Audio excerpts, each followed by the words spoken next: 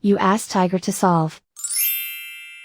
This deals with linear equations with one unknown. The final result is x equals 1 over 5. Let's solve it step by step. Group all constants on the right side of the equation. Subtract 3 over 4 from both sides. Combine the fractions. Combine the numerators.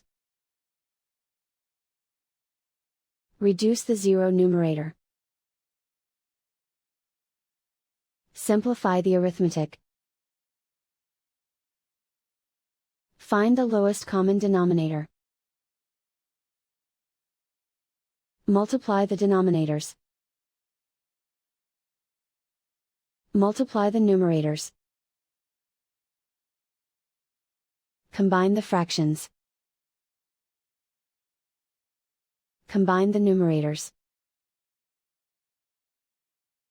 Find the greatest common factor of the numerator and denominator.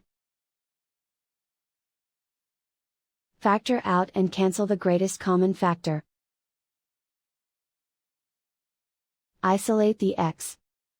Multiply both sides by inverse fraction 6 over 5.